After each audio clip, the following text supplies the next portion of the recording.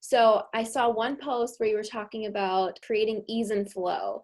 So what does that mean? And then how can that be created? I love this. And if anyone wants to dive deeper in this, I actually did an entire IGTV about this. But so the analogy that I love to give with creating ease and flow, because I used to hear this term a lot. Like I've been reading in the personal development world / into kind of the spiritual side of personal development for a while now, and I would hear this term a lot, ease and flow, to the point where it's kind of like, when you hear the same word over and over and over again, it just kind of becomes white noise almost.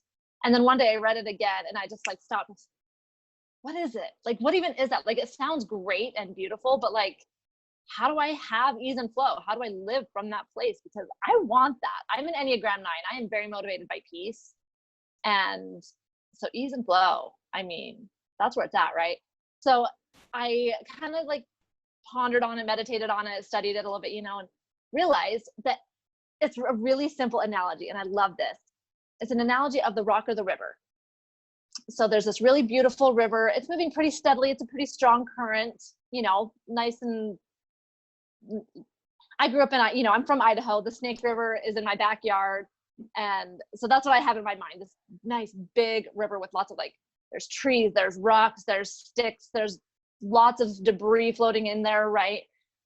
And it's moving swift. And then imagine that there's this really big boulder right in the middle of this river. It is unmoving. It is stubborn. It's not going anywhere. And it's been there for who knows how many years, decades, centuries, who knows, right? It used to be this big. But because it's just been there and life just keeps going and going and going and going and going, life does not stop. This rock has started to shrink to this size because it has just been worn down by the river. But then the river itself, it just goes, this river goes. When it comes to this rock, it doesn't stop. It just parts, goes around and keeps going. It just goes. Sometimes it goes up a little bit and then it goes down really fast. Sometimes it curves, but it just goes. And so you have to look and decide, am I right now? Am I that boulder, stubborn and unmoving and trying to stand in my ways of stalling in my growth, of confusion, of frustration, of overwhelm? Am I letting myself stay in these stuck states and being worn down by life?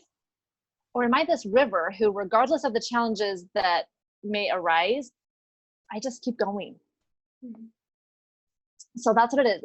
Living a life of ease and flow is being the water in that river and just going. It's going to come across challenges. You're going to have challenges in your life. Things are going to be difficult.